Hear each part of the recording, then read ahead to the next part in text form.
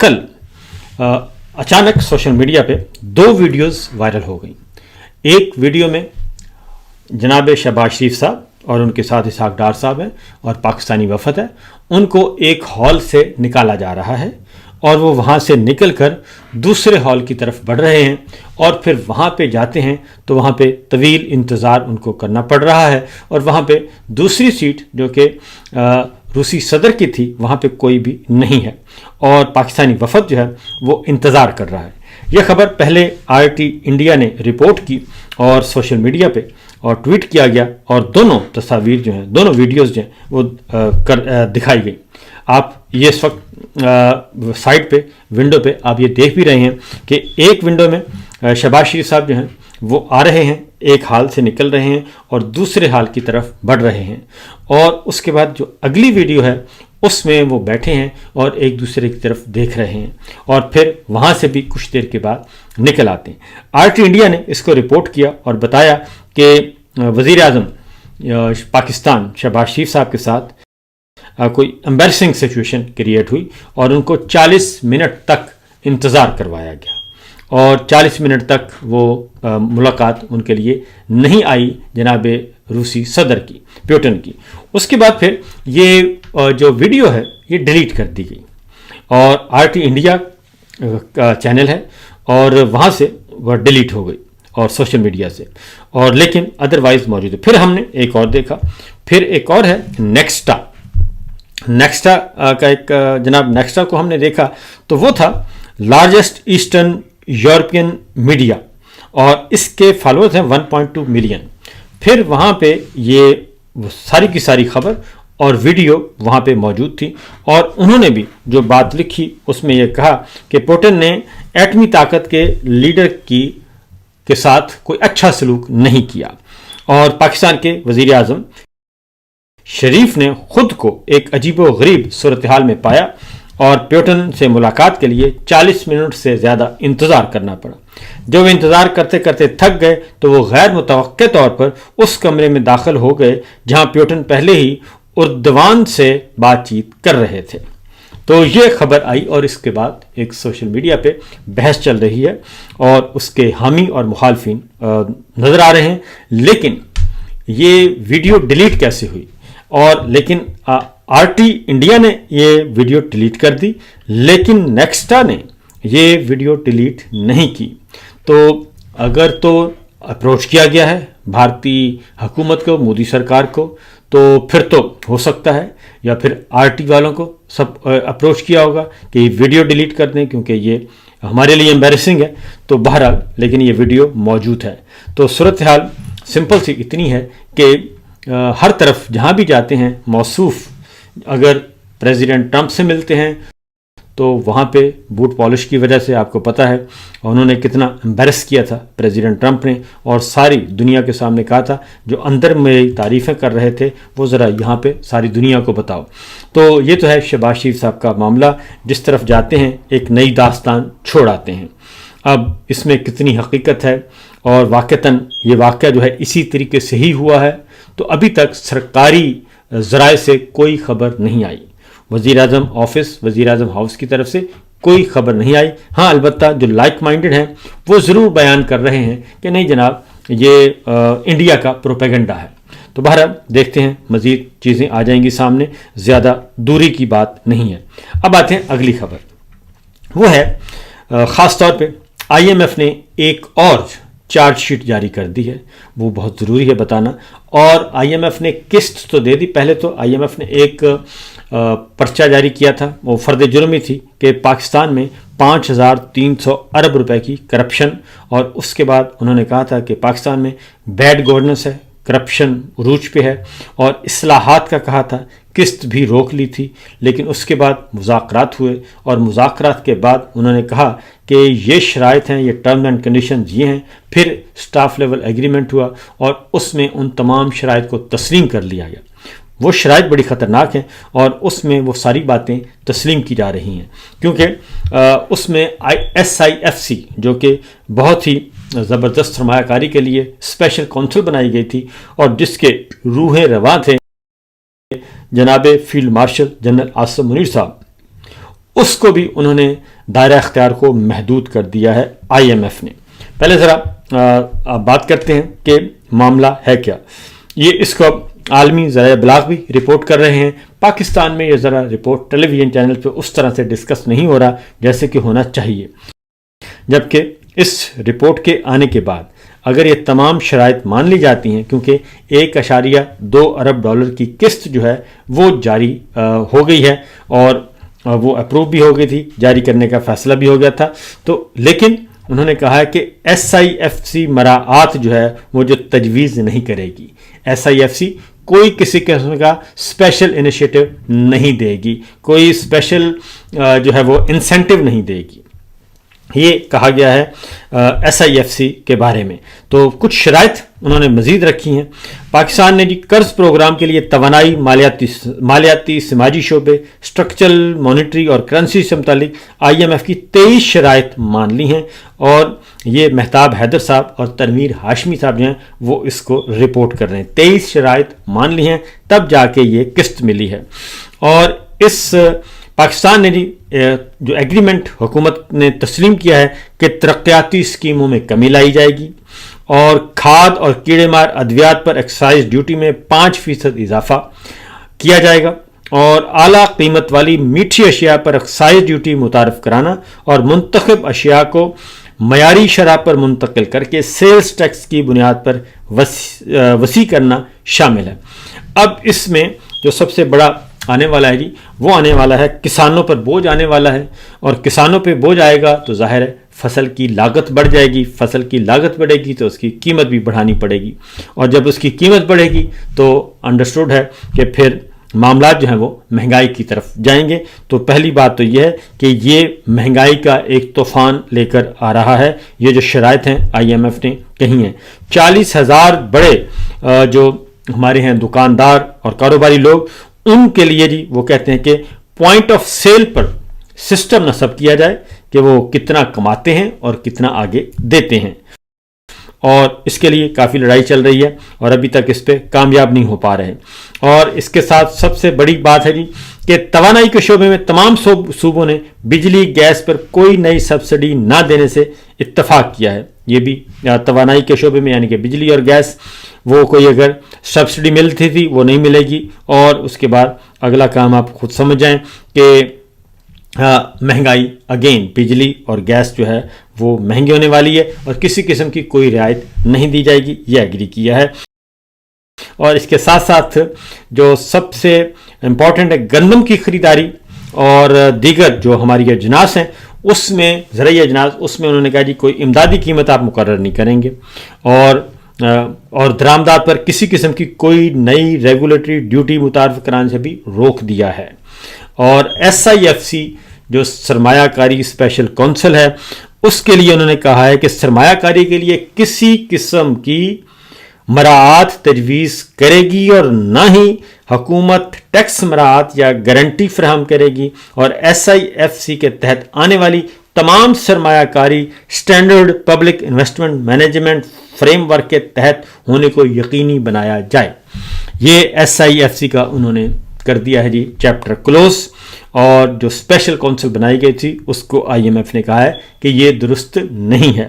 سب سے بڑھ کر یہ کہ اسپیشل اکنامک زون بنانے یا دیگر زون بنانے اور ان زون کو کسی قسم کی مراعات دینے اور موجودہ مراعات کی تجویز سے بھی روک دیا ہے۔ اگلی جو سب سے امپورٹنٹ خبر ہے وہ پاکستان میں ابھی تک رپورٹ نہیں ہوئی، وہ ہے BBC نے رپورٹ کی ہے، اور اس میں انہوں نے بتایا ہے کہ جتنے بھی وفاقی ملازمین ہیں، وفاقی سرکاری ملازمین جتنے بھی ہیں، ان سب کا جو ہے وہ ان کے اثاثہ جات جو ہیں وہ ظاہر کیے جائیں۔ یہ سب سے امپورٹنٹ اس میں ہے، یہ BBC نے رپورٹ کیا ہے اور کسی نے رپورٹ نہیں کیا کہ نئی شرائط عائد کی گئی ہیں۔ عام آدمی کے لیے تو مسئلہ ہے ہی ہے، لیکن اس کے لیے تمام ملازمین جو ہیں، وفاقی سرکاری ملازمین، وہ سب اپنے اثاثے جو ہیں وہ ظاہر، وفاقی اور صوبائی ملازمین دونوں اپنے اثاثہ جات کی تفصیلات جو ہیں وہ جاری کریں گے، اور اعلیٰ سطحی سرکاری، تمام اعلیٰ سطح سرکاری ملازمین کے اثاثہ جات کی تفصیلات شامل ہوگی، اور پاکستان آئندہ برس دسمبر کے اختتام سے پہلے حکومتی ویب سائٹ پر اعلیٰ سطحی وفاقی اور صوبائی ملازمین کے اثاثہ جات کی تفصیلات شائع کرے گا، اور اس کا مقصد یہ ہے جی کہ ان کے ذرائع آمدن اور ان کے جو اثاثہ جات ہیں ان کو ذرا چیک کیا جائے، ان میں کتنی مماثلت ہے۔ اب وفاقی اور صوبائی ملازمین میں تو سارے آتے ہیں جی، وفاقی ملازمین میں اب اگلا سوال ہے کہ کیا ہمارے ججز اور جرنیل آئیں گے؟ کیا ججز اور جرنیلوں کے اثاثہ جات جو ہیں وہ ظاہر کیے جائیں گے؟ یہ ہے اصل سوال۔ ججز کے بھی ہو جائیں گے، جرنیلوں کے، ہماری جو ملٹری اسٹیبلشمنٹ ہے، جو فوجی ملازمین ہیں، ان کے لیے کیا ہوگا؟ یہ اصل میں سوال ہے، اور شاید آگے جا کے اس میں کوئی مسئلہ بھی بن جائے۔ پھر ایک اور کہا گیا جی کرپشن جو ہے وہ ہائی رسک پہ ہے، اور 10 اداروں کے لیے آئی ایم ایف نے کہا ہے کہ آپ ایکشن پلان بنائیں، اور 10 ادارے پاکستان میں ایسے ہیں جہاں پہ کرپشن عروج پر ہے، اور سب سے بڑھ کر یہ کہ جو کرپشن روکنے والے ادارے ہیں وہاں پہ کرپشن ہے سب سے زیادہ، اور اس میں اینٹی کرپشن ہے، اس میں ایف آئی ہے، اس میں نیب ہے، اور اس کے لیے انہوں نے کہا ہے کہ جناب آئی ایم ایف نے اپنے سٹاف لیول جائزے میں کہا ہے کہ کرپشن اور گورننس کے حوالے سے تربیت کردہ کے لیے تیار کردہ رپورٹ کی طرف انہوں نے اشارہ کیا ہے، اور کہا ہے کہ اسسمنٹ یا رسک کی تشخیص کی بنیاد پر وفاقی احتساب بیورو یا نیب کو مرکزی ذمہ داری دی جائے گی۔ تو یہ تو ہے معاملہ آئی ایم ایف کا، اور جو شرائط آ رہی ہیں۔ اب یہ آتے ہیں کہ ایس آئی ایف سی، جس کو اب انہوں نے مکو ٹھپ دیا ہے اس کا، کیونکہ پہلے بھی اس کی کارکردگی نہ ہونے کے برابر ہے، بلکہ ہے ہی نہیں کارکردگی، لیکن اس کی تشہیر بہت کی گئی تھی، اور اس کی امبریلا میں بہت سارے الٹے کام بھی کیے گئے ہیں۔ تو اس کا میرے سامنے خبر پڑی ہے کہ $100 ارب کی سرمایہ کاری کا وعدہ کیا گیا تھا، لیکن $100 ارب نہیں آیا، $1 کروڑ بھی نہیں آیا۔ 100 ارب تو بہت دور کی بات ہے، بلکہ 5300 ارب کی کرپشن ضرور ہو گئی ہے۔ یہ تو یہاں پہ ہوتی ہے جی خبر ختم، اور اگلی خبر کی ہم طرف بڑھتے ہیں، جو کہ وہ ہے عمران خان صاحب سے متعلق۔ عمران خان صاحب سے متعلق یہ خبر ہے جی کہ انہوں نے بین کیا ہوا ہے، قید تنہائی میں رکھا ہوا ہے، ان کے ساتھ غیر انسانی سلوک کیا جا رہا ہے، اور جو ابھی لیٹسٹ رپورٹس آئی ہیں اس میں کچھ باتیں تو پہلے سے علم ہے کہ ان کا میڈیکل چیک اپ نہیں کروایا جا رہا پرائیویٹ ڈاکٹرز کے ساتھ، ان کا کسی قسم کا ایک طویل عرصہ ہو گیا، 14 ماہ ہو گئے ہیں ان کا میڈیکل چیک اپ نہیں ہوا، نمبر 1۔ نمبر 2، ان کو قید تنہائی میں رکھا ہوا ہے، اور ان کو واک کرنے کی بھی سہولت نہیں ہے، اور 50 فٹ ایریا ہے جہاں پہ 23 گھنٹے کے بعد ان کو نکالا جاتا ہے، صرف 50 فٹ کا ایریا، اور اس کے بعد 1 گھنٹے کے اندر انہوں نے باہر، اور پھر اگلی بات یہ ہے کہ ان کو پچھلے دنوں 23 دن کے بعد نکالا گیا ان کے سیل سے، اور پھر کیمرے چاروں طرف لگے ہوئے ہیں ان کے سیل کے باہر، ان کی کال کوٹھڑی کے باہر، تاکہ کوئی بھی اہلکار وہ ان سے مخاطب نہ ہو سکے۔ 6-8 کیمرے لگے ہوئے ہیں جی، اور جو جیل کے حکام ہیں اور جو ان کو کھانا دینے آتے ہیں یا کوئی بھی سروس کرتا ہے تو اس کو بھی چیک کیا جاتا ہے اور اس کو بھی لتاڑا جاتا ہے کہ آپ نے کوئی بات نہیں کرنی۔ تو اس کے بعد اگلا ہے ان کو روشنی نہیں دی جا رہی، اور ان کو سردیوں میں سرد کپڑے چاہیے ہوتے ہیں، گرمیوں میں ان کو ٹھنڈ چاہیے ہوتی ہے، اس کا بھی کوئی نہیں ہے انتظام۔ اب اس میں اقوام متحدہ کی طرف سے باقاعدہ طور پہ ایک آ گیا ہے حکم نامہ، اور نہ صرف حکم نامہ ہے بلکہ سخت تشویش کا اظہار بھی کیا گیا ہے، اور عمران خان صاحب کی قید تنہائی کو غیر انسانی نظر بندی کا نام دیا گیا ہے۔ غیر انسانی سلوک کیا جا رہا ہے، ان کے بنیادی حقوق معطل ہیں اور ان کو کرش کیا جا رہا ہے۔ غیر انسانی نظر بندی کی شرط جو ہے صورتحال ختم کی جائے، یہ کہا ہے، قید تنہائی ختم کی جائے۔ اور جمائمہ خان قاسم اور سلیمان کی والدہ، ان کی سابقہ اہلیہ نے بھی ایک ٹویٹ کیا ہے، اور اس میں بھی انہوں نے عالمی برادری سے انسانی حقوق کی تنظیم میں بتایا ہے کہ ان کے بیٹے بھی عمران خان صاحب کے ساتھ بات نہیں کر سکتے اور ان کو فون کی سہولت بھی اب میسر نہیں ہے. ایک طویل عرصے سے انہوں نے اپنے بیٹوں سے بات نہیں کی اور یہ بھی پابندی لگی ہوئی ہے. تو لہٰذا اقوام متحدہ کی طرف سے واضح طور پر یہ مطالبہ کیا گیا ہے کہ عمران خان صاحب کی نظر بندی، غیر انسانی نظر بندی کا خاتمہ کیا جائے اور قید تنہائی کا خاتمہ کیا جائے. ان کو تمام بنیادی سہولیات مہیا کی جائیں اور جو 23 گھنٹے تک ان کو سیل میں بند رکھا جاتا ہے یہ غیر انسانی سلوک ہے، غیر قانونی ہے اور عالمی قوانین کے خلاف ہے، اور جو انسانی حقوق کے بین الاقوامی قوانین ہیں اس کے بھی یہ خلاف ہے. یہ سارا کچھ بتا دیا گیا ہے اور عمران خان کی قید تنہائی کو بغیر کسی تاخیر کے ختم کرنا چاہیے یہ کہا گیا ہے. جو یہ سلسلہ انہوں نے شروع کیا ہوا ہے اور جتنا لاسٹ جو تھی ان کی ملاقات کا دن تھا اس رات جو حرکت کی گئی وہ اس الگ ہے کیونکہ یہ اس کے بعد کا واقعہ. تو عمران خان صاحب کو ایک چھوٹے سے سیل میں انہوں نے کہا رکھا ہوا ہے، قدرتی جو ہے روشنی وہاں پہ نہیں ہے، وینٹیلیشن نہیں ہے، یہ ساری چیزیں جو ہیں ان کو پرووائڈ کی جانی چاہیے. تو یہ تو ہے جناب صورتحال، کیونکہ کہا گیا ہے کہ ان کی عمر 72 سال ہے اور ان کی صحت جو ہے کیونکہ ان پہ قاتلانہ حملہ ہو چکا ہے، گولیاں لگ چکی ہیں اور پھر جو لاسٹ پچھلے سے پچھلا الیکشن تھا وہ ایک کرین سے بھی گرے تھے، اب اوپر سے کنٹینر سے، اور ان کی ریڑھ کی ہڈی کو بھی چوٹ لگی تھی. اس لیے بھی انہوں نے کہا ہے کہ ان کو ایکسٹرا کیئر کی ضرورت ہے. یہ سب کچھ کیا ہے اور یہ عالمی جبر جو چل رہا ہے اس وقت پاکستان میں سیاسی کارکنان پہ، صحافیوں پہ، اور جو انسانی حقوق پامال کیے جا رہے ہیں اس سلسلے میں یہ ایک چٹھا آیا ہے اور آرڈر جاری ہوا ہے. تو یہ کیونکہ field marshal general Asim Munir صاحب ہوں، مریم صاحبہ ہوں، شہباز شریف صاحب ہوں اور یہ سارے کے سارے جعلی فارم 47 والے جتنے بھی ہیں دینے اور لینے والے، وہ سب کے سب اس وقت مصیبت کا شکار ہو سکتے ہیں. اس سے پہلے 27ویں غیر آئینی ترمیم کو بھی فارغ کر دیا تھا، اس پہ بھی اقوام متحدہ نے بھاری بھرکم اعتراضات عائد کر دیے تھے. اب آتے ہیں کچھ اور خبروں کی طرف تاکہ کچھ اور بھی آپ کو بتایا جائے. اگلی خبر ہے جی، پاکستان تحریک انصاف کی طرف سے نئی سیاسی کمیٹی کا اعلان کر دیا گیا ہے اور اس سیاسی کمیٹی میں کون کون نہیں ہے اور کون کون ہے. پہلے ذرا اس کمیٹی کے نام سن لیں کیونکہ عمران خان صاحب کی ہدایت پر پولیٹیکل کمیٹی توڑ دی گئی تھی اور تمام کو گھر بھیج دیا گیا تھا. اب جو پولیٹیکل کمیٹی بنی ہے اس میں چیئرمین بیرسٹر گوہر ہیں، ممبر اب یہ پولیٹیکل کمیٹی کے ممبرز ہیں اور اکرم راجہ صاحب ہیں اور